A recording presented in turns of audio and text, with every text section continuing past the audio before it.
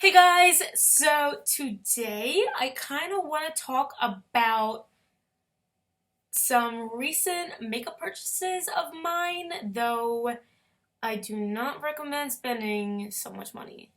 But I'm going to help you and give you some insight on some brands that are not too costly, that have absolutely amazing pigmentation, creamability, if that makes any sense, very buttery, blendable, and all that jazz. So the first thing I want to talk about are the duochrome shadows by Makeup Geek. She just came out with a set of them, and I know that MAC has been selling duochrome for a long time. Duochrome is just basically, I believe, like kind of like iridescent sheens to different colors. So she has a set of 12 colors. Each one is $6, and Makeup Geek's eyeshadows are in general $6, and these are amazing. Okay, so I don't know all the names, and I'm not going to pick them all up and give you a description about each of them because I don't think that that's exactly necessary. You can go online, you can see on two different skin tones how they look on, like I said, the different skin tones if you go to her website and go to the eyeshadows. But I do want to talk about one specifically. First, let me just show you the colors so you can see. Now this one, I'm going to tell you the color, and I have to just really talk about this one because it's called Typhoon. Oh, I just sounded like, all right, wait, let me say that again. Typhoon. All right, there we go. Sorry, I was like very snotty earlier. So this is a green color. I don't even know how to describe it. I'll swatch it for you because, oh, do you see that? Yeah. All right. Like that is, I don't usually work with greens at all. I've never done it except maybe when I first started getting into makeup a long time ago. And because I have green eyes, I thought that it would take away from my green eyes, so I stuck to colors that enhances them, like purples, sometimes pinks, some gold colors, stuff like that. Mostly purples, because I love purple. And then, I don't know, something inside of me just said, Julie, buy the whole set. It'll equate to a little bit less than $6 a pop, and you'll be satisfied. So I wanted to try a different, makeup look just because I feel like I do very basic things. I usually use warm colors or purples. So I want to try and get out of my comfort zone of using just browns and golds and silvers and purples and, try some other things. So then along with that color, I need to talk about this one. It's Secret Garden.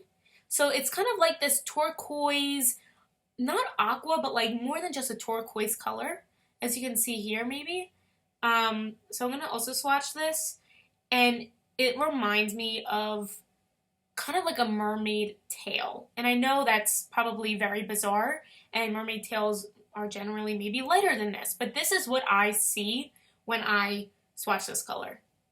All right, do you see that? It's like a bluish, greenish turquoise, and like that sheen is just unreal. It's absolutely stunning. All of these colors are stunning. I don't know. I don't have words. I will say that there is one that I am a bit curious about. It's very different compared to the other colors because if you look, like this color basically looks like the one, like I just swatched it. It looked like the pot looks like it does when you swatch it. This one, however, does not. As you can see, this looks like a burnt red brown color. But when you swatch it, it's not exactly there. Maybe you can tell. See, it looks more of like a like a blackish brown red, which is so different compared to anything I've ever seen. And I'm not exactly sure how to use this. Besides, I mean, I could do like a black smoky eye with that on the lid to give it a really cool dimension. But I'm kind of like not pushed away from using the color, but I just don't know if I feel comfortable with the color just because it's so bold and so different and dark. And having that all over the lid, I don't know if I'd feel comfortable. But like I said, these are so amazing, so pigmented and creamy. You don't need to like rub your brush in it so much. You just need like maybe 1 or 2 strokes and you're good to go. So I'm very excited about them. Makeup Geek Duochrome, $6 a pop, or I don't know if it was $65 for a set of 12. I think it might have been that. And I definitely recommend it. But if you're worried about, or if you have like a very limited amount of money you can spend, look online so you can see what other what colors you would feel comfortable with, and they swatch them so you can see the colors. Now, I also want to talk about how I reorganized some of my palettes. So I like to create my own Z palettes just because I feel like it's easier for me to, I don't know, I guess I don't know. I go out and purchase the colors that I want to purchase, and then I put them together however I feel necessary. So this is an extra large Z palette. It holds 35 different like regular eyeshadows. And as you can see, like I've made a dent in some of them, and others I have, let's not drop it. Others I have not. But so I actually redid this one a little bit, and I added some colors. These are all Makeup Geek and MAC. And I want to talk about some of the Makeup Geek ones that I absolutely love. Like I said earlier, Makeup Geek's eyeshadows are $6 a piece, even if they're duochrome, which is awesome. And then MACs are $10 a piece. But what I really want to talk about are the foiled eyeshadows. These are $9.99 a piece, if I'm not mistaken, at Makeup Geek. So I'm only going to talk about, well, here, yeah, we'll do it like this. Okay, so this one is called Magic Act, and this is a gold color, and you can see how it has like a different dimension, how it has a different texture than the other shadows. So as you can see, maybe, first let's just like look at how pigmented it is. But the sheen that it has, the intensity that it has, and when you put it on the eyelid, especially if you use a little bit of, for instance, Fix Plus by MAC, it'll give it that really foiled look. I don't really know how to describe a foiled look unless I had it on my lids right now, but I don't. But Magic Act is such a pretty gold color, and I love golds. I feel like golds really enhance my eye color, and it really brings a lot of attention to my eyes. There's also this one called In the Spotlight, and this is like a pink, I don't even know how you would describe this, but like an orangey pink, I don't know, it's really hard to tell. And of course I film on my iMac, so it's not like the best quality or the best lighting and all that jazz. I had to stop saying all that jazz because I say it too often. But so I rearranged this, and they're mostly like my warm colors and my neutrals and stuff like that. So I'm really excited about that. But I also want to talk about how I have my purples, I guess. So I have my intense colors, like my colors in my opinion, in a smaller palette. This is a large Z palette. I bought this one I actually bought all of them on Amazon because they're like $2 cheaper for the most part, and they're awesome. By the way, all of these are magnetic, so yeah. But I really wanted to talk about, what color was it? Oh, this one. Okay, this is called Pegasus, and I actually knew that without looking at the back, but I just wanted to make sure. This is also a foiled eyeshadow by Makeup Geek, and you can wow, all right, wow. So this color is, I don't even know how you would describe it. Maybe this one. No, actually, no. Ugh. Look at that. Beautiful. See, I don't know if I feel comfortable wearing this all over the lid. Maybe I could try it sometime. I used to have, or I used to really be into blues. I had a blue phase during freshman year of college. So I probably would have worn this on the eye because I wore one similar but less intense. But putting this on the lower lash line is spectacular. It is so gorgeous, and it really, again, just brings so much attention to the eye. But last foiled eyeshadow I'm going to talk about by Makeup Geek is called Houdini. And this is a beautiful emerald but blue shade, if that makes sense. And it's heavenly.